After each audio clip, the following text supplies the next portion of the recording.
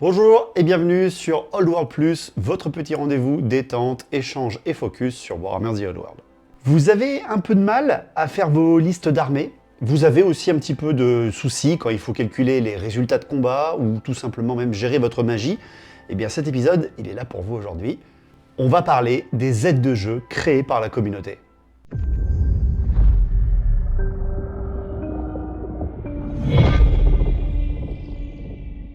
On le sait, Warhammer The Old World, c'est quand même un jeu compliqué. Il y a énormément de règles à retenir, beaucoup de petites subtilités qu'il faut apprendre et réapprendre, et même après plusieurs dizaines d'années de jeu, on peut avoir des joueurs qui se trompent sur certaines règles, voire certaines versions du jeu. Je ne parle pas de moi, je parle de certains dans la communauté. Et de moi aussi quand même, je l'avoue. Dans la vidéo d'aujourd'hui, je vais vous partager des outils que j'utilise et que je conseille pour des débutants ou même pour des joueurs émérites pour bien valider leur système de jeu et pour surtout ne rien oublier et avoir une expérience de gameplay extrêmement agréable. Tout d'abord, jouer à Warhammer The Old World, ça vous demande de faire des listes d'armées. Si vous êtes né dans les années 1900 comme moi, vous pouvez utiliser toujours le papier, le crayon et votre système de calcul mental pour vous aider à faire vos listes. Mais on va pas se mentir, c'est quand même assez compliqué. Heureusement, on est à l'ère du numérique et des bonnes âmes ont développé des applications exprès pour calculer les listes d'armées et pouvoir en plus en faire des tonnes et les sauvegarder, les partager et pouvoir les retoucher.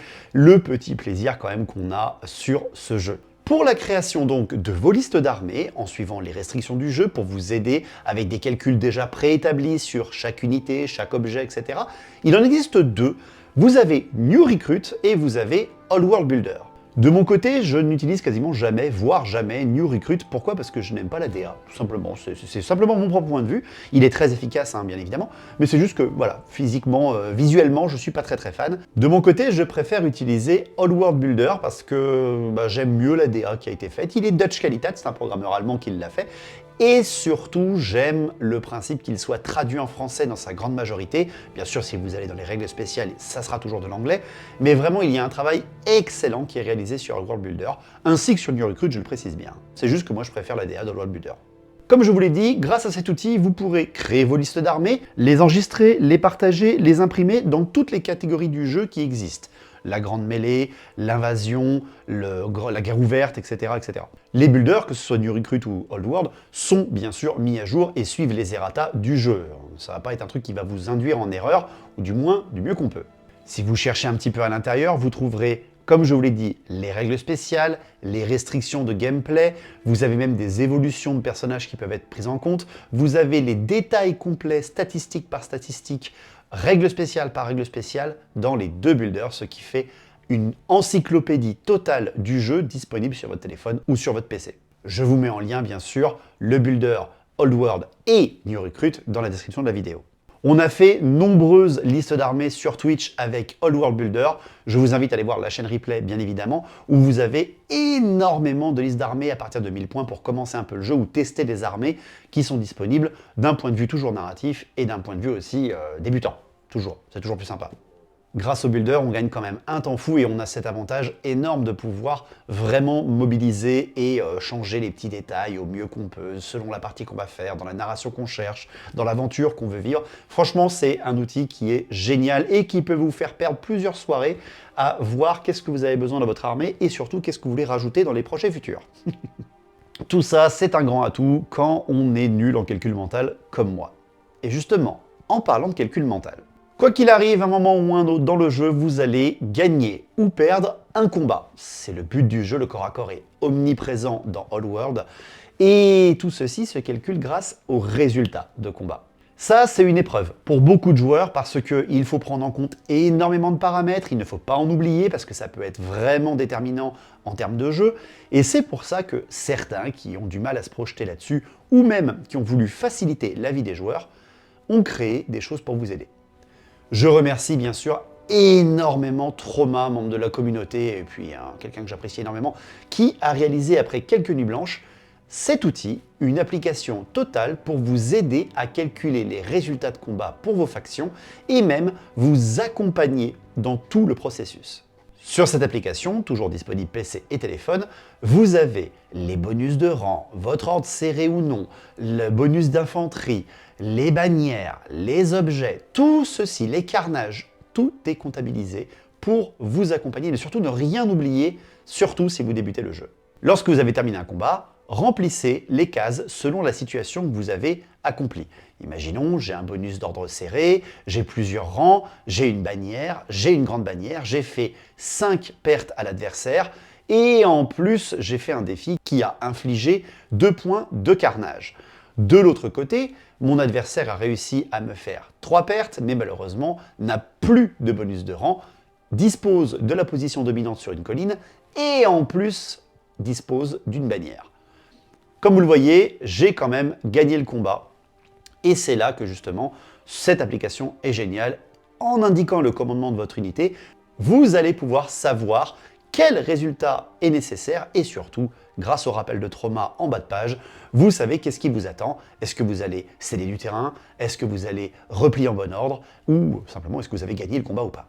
Je trouve l'outil vraiment génial pour les débutants, les initiations ou simplement aussi les organisateurs qui veulent faire des événements ou des choses comme ça pour ne pas oublier un choix déterminant ou un acte déterminant durant un combat.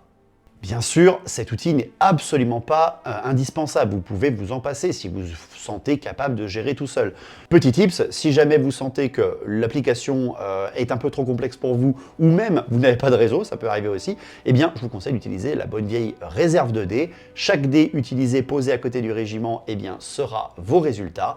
Vous faites pareil pour l'adversaire et vous supprimez après vos bonus ou vos malus et vous saurez très rapidement à combien vous en êtes. La seule chose, c'est que là, vous risquez d'oublier quelque chose de mémoire. L'application, elle, vous le rappellera. Trauma essaye de mettre à jour au mieux qu'il peut grâce à notre Discord et au retour qu'on lui fait sur cette application et vraiment, on peut le féliciter pour son travail.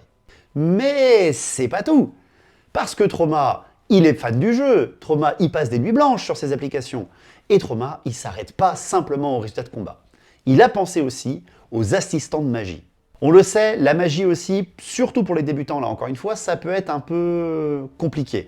Dans quel contexte je peux faire ce sortilège? Qu'est-ce que dispose mon personnage? Combien je dois faire? Est-ce que tu as de la résistance magie? Combien tu dois faire pour me dissiper? Etc. etc. Tout ça est également disponible dans l'application de Trauma qui est vraiment, je trouve, très très bien pensée avec une DA superbe. Et là aussi, vous pouvez utilisez votre mémoire, votre papier, vos petites cartes de magie disponibles sur le Discord ou alors l'application de Trauma pour vous aider. Vous n'avez qu'à choisir quel sorcier vous avez pris, dans quel contexte, quel est son niveau, quels sont les sorts qu'il a eu en début de partie, et là, l'application va vous rappeler à chaque fois quelle valeur il y a, dans quel contexte vous pouvez lancer le sort, et en plus, si jamais il y a la résistance magie, dans quel cas vous pouvez passer ou non votre sort, les bonus, les malus, etc.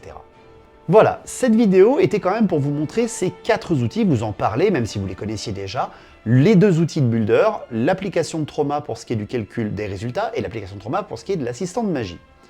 Bien sûr, je le précise bien, tout ça est gratuit, disponible PC et téléphone, mais c'est bien gratuit, je n'ai aucun partenariat avec ces gens-là. C'est juste tout simplement que j'avais envie de vous en parler, certainement vous les connaissiez déjà, mais c'est important de les partager avec le plus grand nombre.